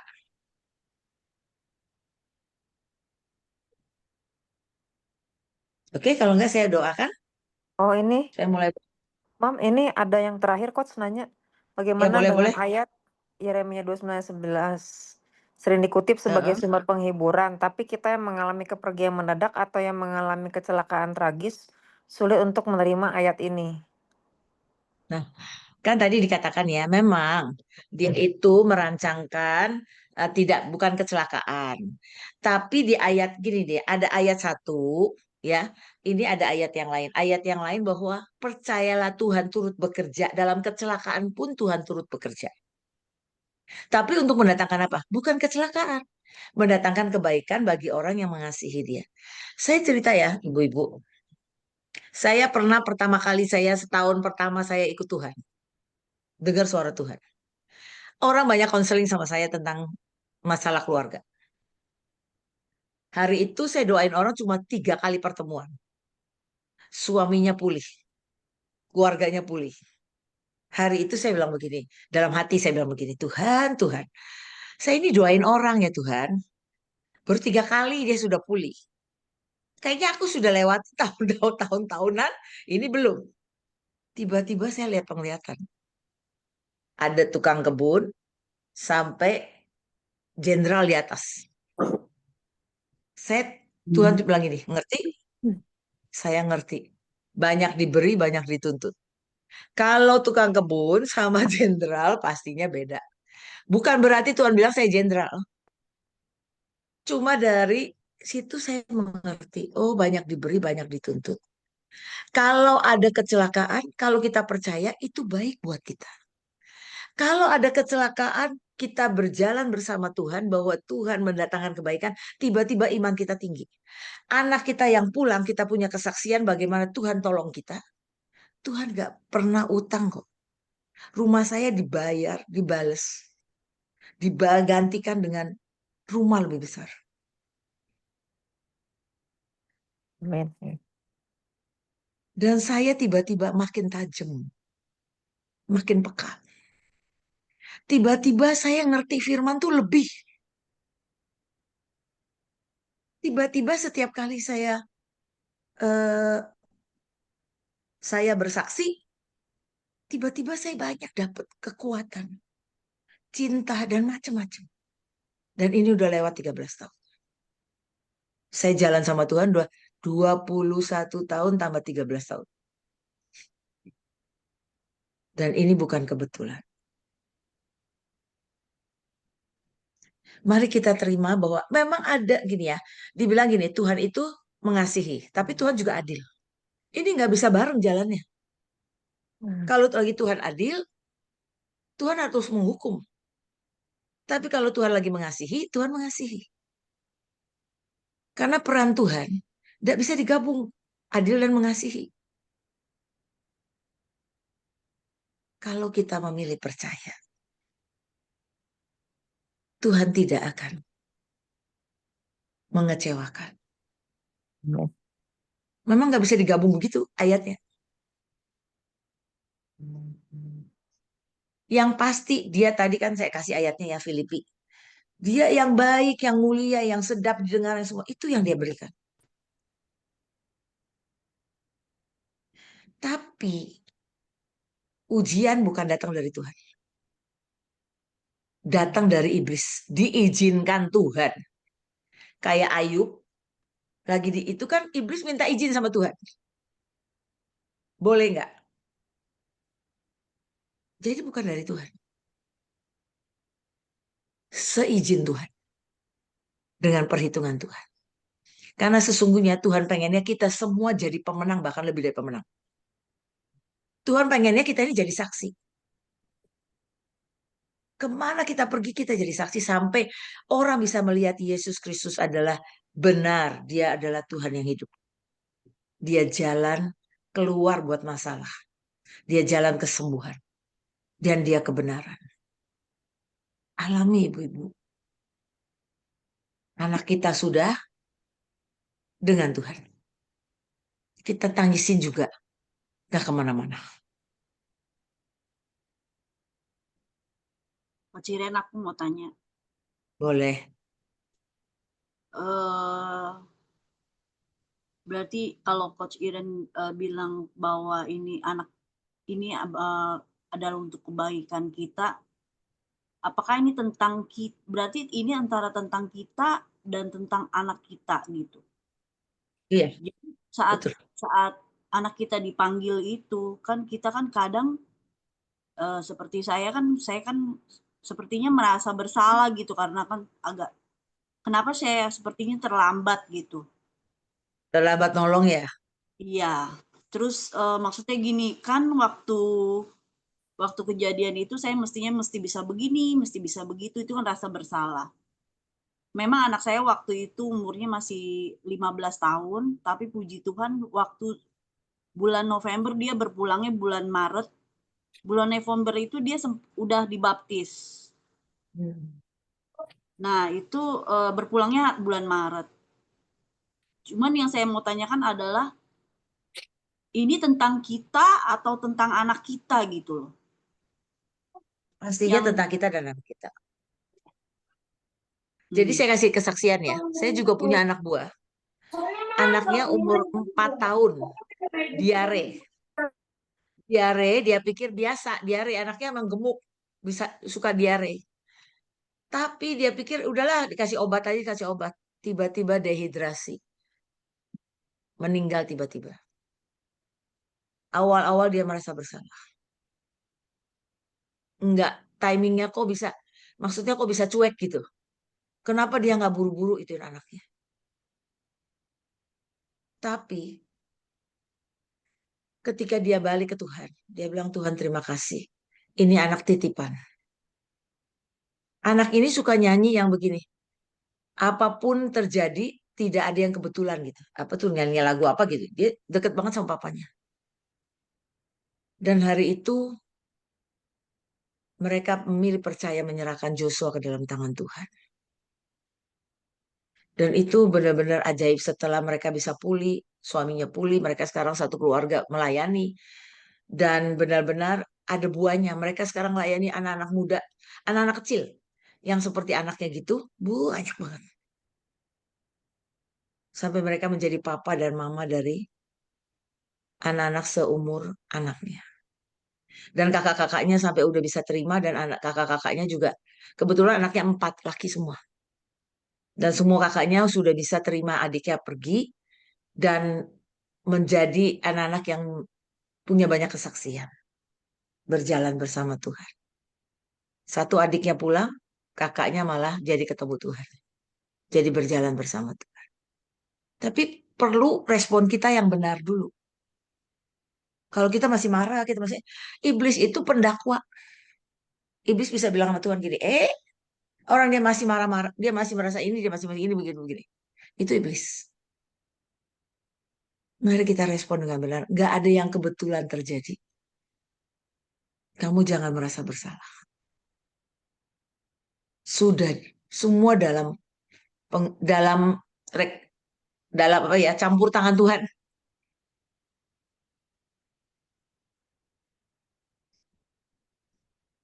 Sekarang justru bersyukur, bergembira, bilang Tuhan terima kasih karena dia sudah dibaptis. Apalagi sudah dibaptis. Dia sudah bersama Engkau. Makasih Tuhan.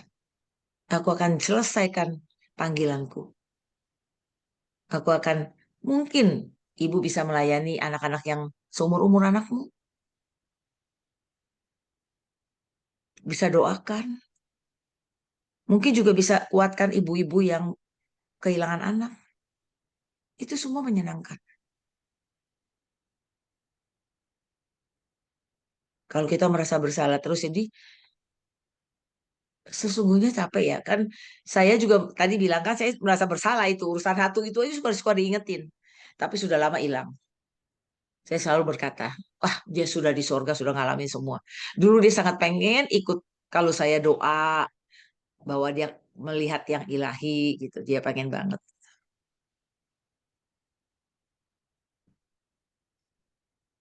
Satu lagi kok, Coach Iren. Apakah ada hubungannya waktu itu saya sedang berapi-api melayani Tuhan, Hmm. terus saya berdoa buat satu orang yang kena kanker usus, Hmm. dia itu suka jadi, itu temannya teman saya ya, jadi dia Hmm. itu di Medan, tapi Hmm. saya yang itu kakaknya teman saya ini tinggalnya dekat rumah, dia punya kakak itu orang Buddha yang suka kemasukan apa itu, saya nggak ngerti itu yang suka bisa Kesurupan. bisa, iya bisa masuk roh apa gitu ya, orang Buddha itu namanya apa gitu saya lupa.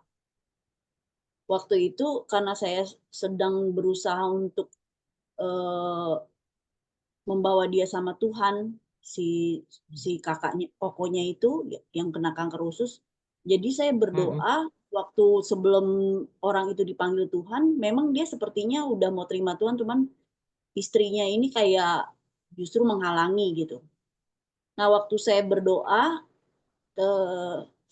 dia sudah nggak bisa ngomong sih, cuman saya percaya bahwa jiwanya dia, rohnya dia itu masih ada kan, kalau masih di ICU dan masih ada detak jantungnya. Waktu saya berdoa itu, eh, saya lupa tutup bungkus keluarga saya gitu, karena kan saya berhadapan dengan kuasa kegelapan itu kan artinya kan gitu. Ya. Hmm. Jadi saya berpikir timingnya itu setelah beberapa bulan saya doain orang itu, walaupun dia nggak menjawab, tapi saya percaya kalau dia ikutin doa saya, bahwa dia ikutin doa saya, berarti dia sudah terima Tuhan Yesus gitu kan. Karena waktu di akhir hidupnya itu sebelum berpulang dia di subuh malamnya jam 11 malam kita video call bertiga, saya dengan Koko itu dengan teman saya gitu. Jadi saya berpikir saya berdoa lupa tutup bungkus, jadi yang kena itu anak saya gitu. Jadi saya pikirannya jadi macam-macam gitu loh, Coach Iren. Nah itu jadi itu juga salah satu apa saya pikir karena jadi begitu, jadi dia nyerangnya ke anak saya gitu loh, Coach Iren. Maksudnya gitu. Sempet aku agak apa? Agak bimbang waktu itu karena aku ngerasa kok saat aku berdoa buat orang lain supaya diselamatkan, masa dengan saya nggak tutup bungkus keluarga saya, anak saya yang mungkin keadaannya lemah, dia serang anak saya gitu. Kuasa kegelapan itu maksud saya gitu loh. Bisa Apakah aja ada sih kesalahan. Bisa kesalahan. Tapi Tuhan itu merekayasa yang baik. Kalau saya jadi Mama Lia, saya hantam balik iblis. Aku melayani Tuhan, kamu berani-beranian ambil anakku satu. Aku tuntut engkau. Menurut kalau yang saya dapat diri saya ya, Tuhan ngomong begini. Waktu kamu menyerahkan anakmu ke dalam tanganmu, engkau memilih percaya, surrender, total surrender. Kamu seperti tidak menyayangkan nyawa anakmu. Kita pernah tahu ada perjanjian darah, blood covenant, di mana Tuhan bayar dengan darahnya yang dengan nyawanya sendiri dengan darahnya yang mahal untuk menebus kita. Dan dia katakan ada perjanjian blood covenant untuk menebus semua. Dan kita, kalau saya bilang begini, iblis dengar ya, kau berani-berani sama anakku satu. Aku tuntut engkau, bangsaku diselamatkan. Dan setiap kali saya ada misalnya kalau saya lagi doa ya, ada tuntutan darah, ada hutang darah di suatu tempat. Tiba-tiba Tuhan itu bisa ajarin saya, bisa suruh saya, angkat nak korban yang pernah kau angkat. Saya bilang gini, iblis denger ya, aku angkat perjanjian darah antara Tuhan dengan aku. Dan sudah dibayar lunas oleh anakku, Johannes Ricky. Stop, ada perjanjian darah. Engkau tidak bisa lagi tuntut anak-anak muda. Kau tidak bisa lagi tuntut. Saya pakai. Dan Tuhan berkata kepada saya, itu kartu truf, nak. Itu kartu yang kau bisa angkat bersama aku. Menyerang ke iblis. Nangkep nggak, Mama Lia? Halo? Eh, Jadi kita gini ya, kita ini punya blood covenant, punya perjanjian darah antara Tuhan dengan Tuhan itu bayar dengan darahnya yang mahal untuk menebus dosa kita. Dan Tuhan pernah bilang, kalau orang yang tidak menyayangkan nyawanya, dia akan terima nyawa. Tapi yang menyayangkan tidak menyayangkan, ya. Jadi itu ada yang namanya blood covenant, perjanjian darah. Karena sudah dibayar dengan anak saya dengan darah yang tercurah. Karena saya tidak menyayangkan nyawa anak saya berserah, saya terima perjanjian itu digenapi. Engkau bisa balikan itu.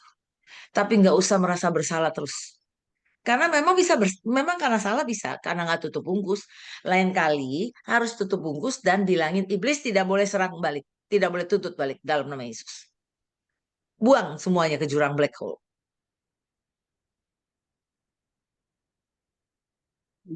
Tapi kita nggak boleh bersalah terus.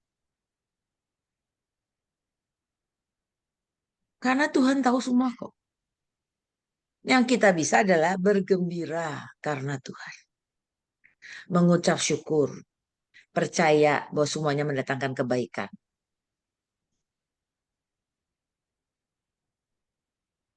Nanti saya doakan, Mama Lia datang ke Tuhan. Jangan pakai bersandar pakai pikiran sendiri. Datang ke Tuhan. Bilang, Tuhan, aku mau bebas dari rasa bersalah. Ajari aku Tuhan. Nanti ketika engkau baca firman, dia akan bicara.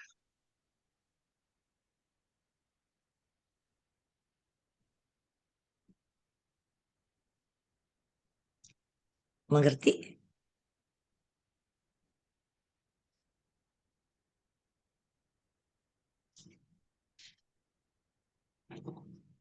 Memang nggak mudah langsung ngerti. Tapi biarlah datang ke Tuhan.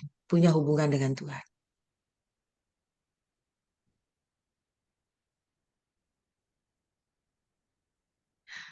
Boleh saya sapa di sini ada mamanya, ya? Ya salah satu rasa bersalahnya itu dari situ sih juga sih coach. Ya, iya. Jadi Harus dikebaskin. Kalau kamu nggak kebas-kebas, nanti iblis ngomongnya lebih keras tiap hari. Iblis pakai celah itu. Karena kita merasa bersalah. Iblis akan ngomong terus. Hardik dia. Seperti saya menghardik dia. Mesti dihardik. Karena suara itu akan bicara terus. Tapi Mama Lia datang ke Tuhan. Tuhan yang menghibur.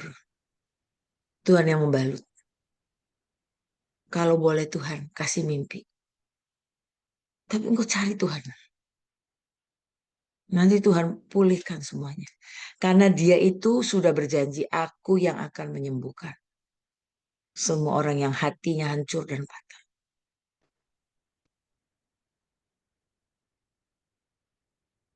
Mari coba ya, dekat ke Tuhan. Jangan merasa bersalah lagi. Enyah gitu iblis.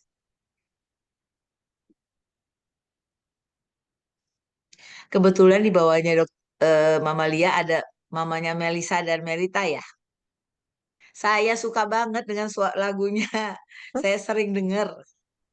Itu dua anak yang luar biasa, Bu. Puji Saya ini Tuhan. pegang yatim. Saya pegang yatim piatu. Ada dua anak mirip sama Melisa sama Melita. Sampai saya bilang begini. Dan dia suka nyanyi. Dia suka nyanyi padahal dia tadinya dia datang ke yatim piatu kami sebelumnya dia di dibesarkan sama keluarganya yang Islam. Jadi dia dibawa kemana-mana. Tapi mereka berdua bilang di kamar mereka selalu nyanyi rohani. Walaupun di luar mereka itu nggak boleh. Tapi di kamar mereka nyanyi. Sekarang mereka sudah ikut kami. Saya ajar, saya suruh ikut menari. Aduh, saya kalau lihat mereka berdua, udah kayak saya lihat anaknya ibu. Tapi bukan kembar ya, Bu? Dia kembar juga kayaknya. Kembar. Eh, kem, tunggu ya, kakak beradik tapi anak mukanya sama kok. Kembar, sorry, kembar. Kembar. Sampai saya ini kan punya mantu saya si Tompul. Mantu Oh, ya. saya kan menyembah. Saya sampai bilang gini, kamu didik tuh dua anak, didik dua anak itu saya titip. Tapi sekarang ini lagi lebih banyak menari anak ini. Anaknya sangat luar biasa. Saya selalu ingat sama anaknya ibu. Makasih, Bu. Bersukacitalah Bu, mereka sudah happy dan mereka menjadi penyanyi di sorga. Amin, amin. Saya cuma Hmm. kangen doang, Bu. Kalau itu Pasti, datang sampai nyesek, ya. kangen. Tapi ibu mesti isi sama Tuhan. Saya pernah ya Bu, saya kangen banget Bu. Saya kangen banget. Tiba-tiba salah satu bilang begini, ini udah lewat berapa lama gitu. Kok dia muncul ya katanya gitu. Tiba-tiba saya bilang begini, waduh, karena saya kangen terus, ini jangan-jangan dia rohnya gentayangan ini. Nggak pulang-pulang ke surga. Karena kan firmannya berkata, orang mati tidak ada bagiannya lagi. Hari itu juga saya berurusan, Bu. Saya bilang begini, nak, Mami nggak mau kangen ketemu kamu lagi di mimpi atau apapun. Kamu pulang ke surga, latihan sama Tuhan. Karena Tuhan bilang, engkau harus dididik sama Tuhan. Mami nggak akan cari kamu lagi. Nggak minta-minta ketemu kamu lagi. Sejak hari itu saya nggak mau, saya takut roh anak saya gentayangan. Karena maminya kangen terus. Jadi saya bilang begini, udah mami nggak mau, kamu pulang ke surga, kamu di surga aja udah. Kamu di surga dilatih sama Tuhan. Nah setelah 7 tahun saya baru lihat bahwa dia dipenuhi dengan banyak jubah yang baru. Oh, saya Jadi kangen banget. Tapi ya saya saya ngerti. hampir setiap malam saya berdoa. Saya bilang, Tuhan, saya kangen anak saya. Saya sangat kangen. Tolong suruh dia datang ke mimpiku, tapi bukan kehendakku ya Tuhan. Harus kehendak Tuhan, aku bilang. Karena saya sadar betul, iblis juga bisa menyamar seperti Melisa Betul. Melita. Ya, Saya sadar betul itu. Jadi bukan kehendakku. Pokoknya kehendaknya ya, Tuhan. Tapi kangennya iya, itu, iya. Bu. Bisa. Saya ngerti, Bu. Saya gara-gara kangen itu, Bu. Tadi yang saya cerita, ada orang mati suri bilang ketemu anak saya. Dan dia pakai saya tanya saya, mau sampaikan pesan nggak? Untung saya nggak sampaikan pesan. Kalau nggak saya kena roh penyesat, Bu. Sama. Saya juga pernah, Bu. Ya. Saya cuma pelototin tuh orang akhirnya nggak berani ngomong lagi. Ya, kita mesti hati-hati. Ya. Karena saya percaya anak saya begitu tutup mata di bumi, buka mata di sorga. Saya percaya. Betul. Aduh, dua anak yang sudah begitu memberkati banyak orang, sekarang ini pasti di sorga. Dengan tugas, Amin. banyak tugas lagi menyiapkan kita, Bu. Menyiapkan pesta. Amin. Mm-mm. Lihat yang ilahi, Bu. Jangan sedih. Kalau barang-barangnya ada, foto-fotonya jangan suka diliatin, Bu. Sampai ibu sembuh benar baru lihat. Kalau liatin terus pasti kangen. Saya aja nggak berani lihat foto anak saya. Malah saya pajang, Bu. Saya Tapi kebalikannya. Waktu Melisa saya banyak protes. Jujur saya protes. Saya hitung-hitungan sama Tuhan. Karena saya ngerasa saya udah berbuat sama Tuhan. Semua saya hitung-hitungan nih sama Tuhan. Waktu Melisa merasa bersalah itu seperti Ibu Lia merasa telat bawa ke dokter, merasa bersalah. Tapi di Melita yang saya alami kebalikannya.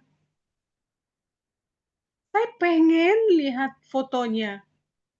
Saya sadar betul seperti Tuhan taruh di hati saya, itu sudah kedaulatannya Tuhan. Betul. Jadi saya kangen, kadang saya buka gorden, saya bilang, "Tuhan Yesus, Kakak Dede, kalian udah bahagia di surga ya, Mama hanya kangen." Bu, Tuh, kenapa nggak dibalik? Dibalik jadi korban persembahan ibu. Dibalik Tuhan terima maksudnya, kasih kalau jadi gini, anak ini dibawa pulang dulu, ibu bersyukur. ya, Tuhan pasti punya agenda yang sangat baik buat mereka. Tuhan, aku relakan anakku. Seperti Bapak Abraham merelakan Ishak. Ibu bilang gini, aku relakan. Aku mau bergembira, maka aku mau melayani Engkau Tuhan. Begitu di luar banyak orang yang perlu dihibur dan didoakan. Kalau kita nggak kuat kan kita nggak bisa doain. Harusnya ibu bangga punya Melisa dan Melita. Nanti ketika tidak ada ikatan kesedihan, baru nanti Tuhan kasih lihat. Karena kita begitu. nggak bisa lihat mimpi kalau kita masih, nanti dia juga terikat, kita juga terikat, Bu. Biar bagaimana ikatan ibu dan anak itu kuat. Dan saya tahu sampai hari ini saya bersyukur aja. Saya minta-minta pakai mimpi, sampai hari ini nggak bisa nggak bisa lihat. Kalau penglihatan, saya berapa kali sering lihat. Saya belum, Bu. Ya, nanti tunggu ibu tenang, ibu minta sama Tuhan. Harusnya ibu bangga. Ini anak yang ajaib. Anak penyembah.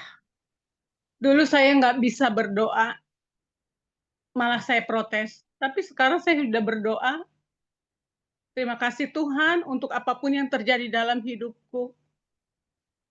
Aku percaya Tuhan besertaku. Hanya tuntun aku supaya aku tetap setia sampai akhir. Ya, Eh, terus Bu, pasti Bu. Ibu mesti rasakan cinta Tuhan. Ibu setiap hari bilang begini ya, Tuhan ajari aku mencintaimu dan dicintai. Ajari aku Tuhan. Nanti Tuhan itu luar biasa Bu. Saya dibukakan banyak hal. Sering sekali saya ngerasain baunya Tuhan. Saya lagi nyembah, saya tahu dia ada. Respon kita membuat Tuhan bergembira. Kayaknya udah lewat jam 8 nih ya, Windy. Ya, 8 dan 7. Iya, nggak Ya, apa-apa. Coach, ini masih ada satu ya? Bentar ya. oh masih ada satu. Oke, Oke, sip. satu pertanyaan ini Iya, saya Bu. bacain ya. Keren. Saya bacain ya, Coach, dari Feni Pontianak. Bu, saya kehilangan Iya. anak saat tahun 2023. Kemudian terus setelah 1 tahun kemudian, sebelum pergi ke rumah anak saya doa dan minta sama Tuhan kalau mau saya bangkit kasih saya pengganti. Ternyata Tuhan benar kasih saya kembali anak saya cowok dan mirip sekali sama abangnya. Tapi saya masih suka marah dan merasa menyesal. Bu, Tuhan berdaulat. Udah dikasih anak koma ibu masih marah. Mari merespon benar supaya lebih banyak lagi Tuhan bisa kasih kita. Amin. Kalau enggak, iblis nanti bilang, nggak usah Tuhan. Orang marah terus kok. Ingat loh, iblis itu kerjanya mendakwa. Kalau begitu kita mau marah, kita bilang, Tuhan terima kasih, bergembira karena Tuhan. Melihat anak kedua bergembira, terima kasih Tuhan, kau kasih anak lagi. Bersyukur. Maka dia akan memberikan apa yang diinginkan hatimu. Banyak baca firman ya Bu. Jangan marah. Mau ngomong, Fen? Udah. Oke? Oh, Ya. oke. Oke, kalau Sekarang saya gitu, Ya. Eh, Sekarang doa Coach, ya. ya, semua Ya, meminta mari ya. didoakan mungkin ya, Coach. Jadi untuk tadi ya, kan Tadi yang ada tadi kan yang Mama 7 Rachel, orang perlu didoakan ya. ya, termasuk Nanti Mama juga saya Lia ya. doakan.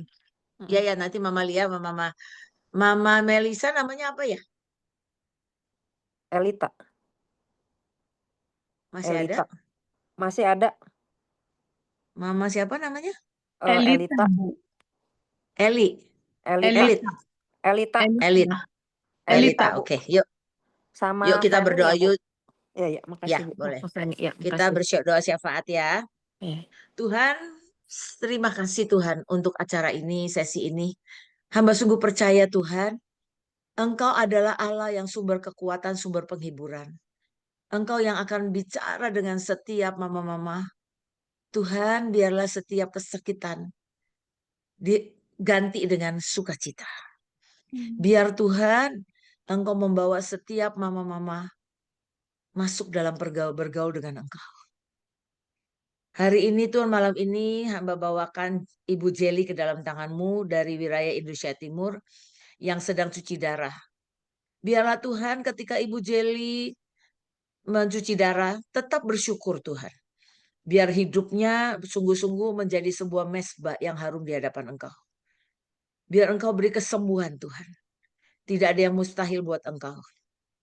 Biar setiap kali dia cuci darah, dia tahu Tuhan ada darah-Mu sendiri yang dicurahkan buat menebus dosanya. Buat dia tetap bersuka cita dan mengalami keajaiban bersama-Mu. Kami bawakan Mama Cliff yang sedang pemulihan operasi ureter. Tuhan, dalam pemulihan ini, ketika dia sendiri berdoa, Engkau jumpai Tuhan. Biar sungguh-sungguh Engkau Jehovah Rafa yang menyembuhkan semua bagian yang harus dipulihkan. Operasi ureter ini berjalan dengan lancar dan setelahnya sungguh Tuhan terjadi kesembuhan yang cepat.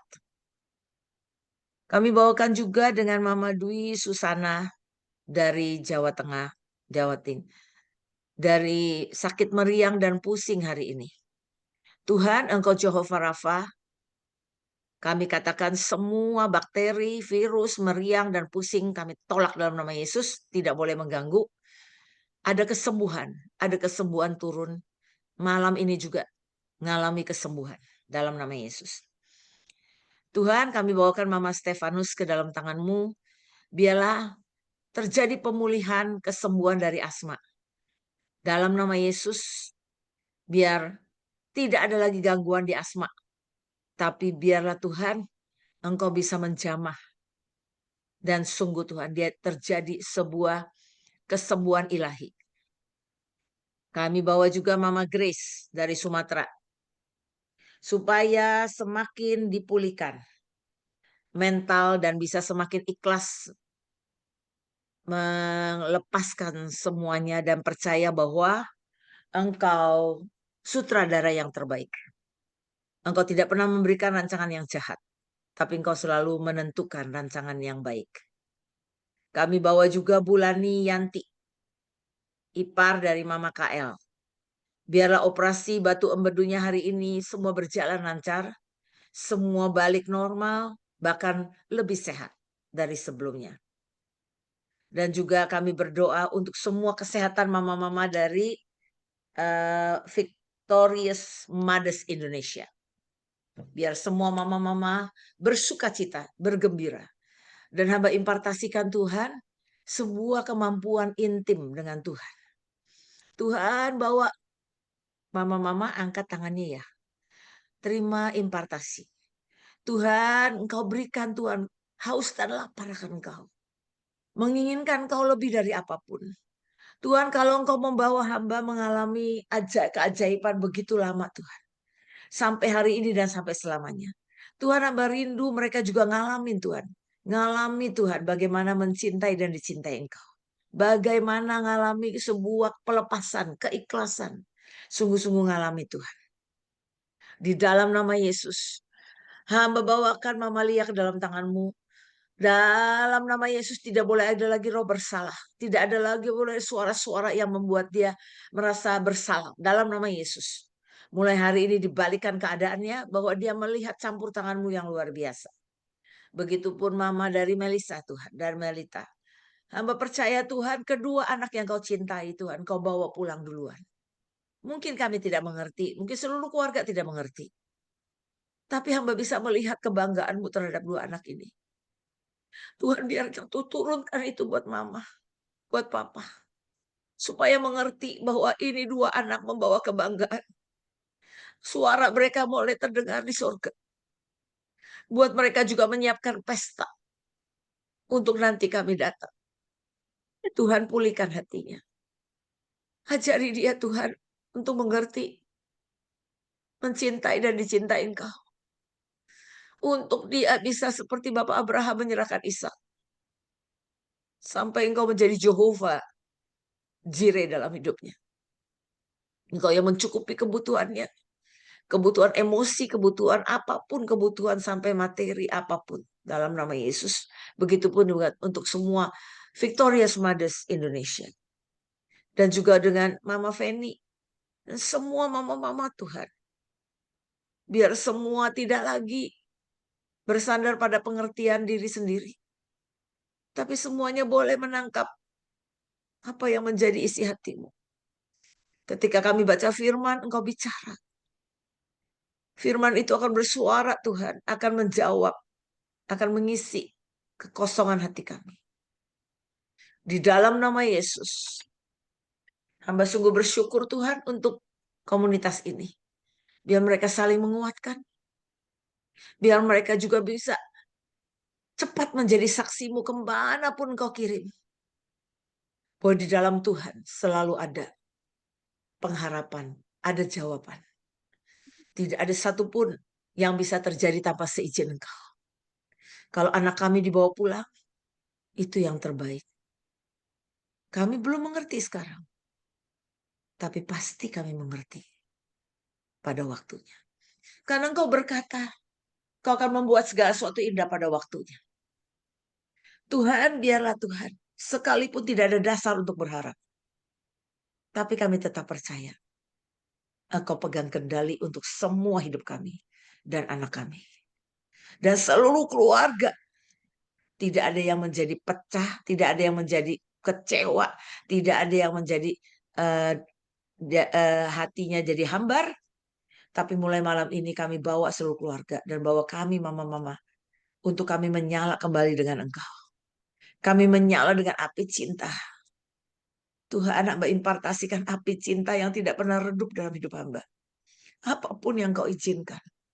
Hamba sangat percaya bahwa Engkau punya perhitungan. Bahwa Engkau pasti merancangkan yang baik. Sampai itu pasti terjadi. Dalam hidup kami semuanya. Terima kasih Tuhan, hamba stop berhenti berbicara. Tapi Engkau tidak berhenti berbicara kepada setiap mama-mama. Kau akan menjelaskan lebih lagi. Yakobus berkata, ketika kami mendekat padamu, maka Engkau akan mendekat pada kami. Mari Tuhan, temui setiap mama-mama. Sampai setiap mama-mama akan jadi pendoa-pendoa. Menjadi orang-orang yang akan memancarkan kasih dan sinar kemuliaan-Mu Tuhan. Tidak ada serangan lagi yang lain. Tidak ada lagi tuntutan yang lain. Dalam nama Yesus. Biar Engkau curahkan cinta-Mu. Curahkan berkat-Mu. Curahkan proteksi-Mu yang sempurna. Buat setiap mama.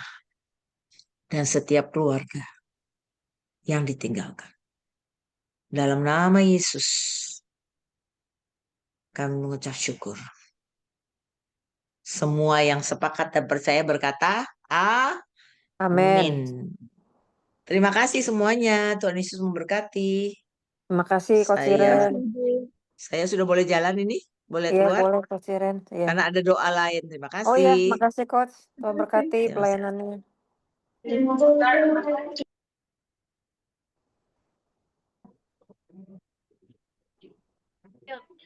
Terima kasih ya Windy semuanya, Mama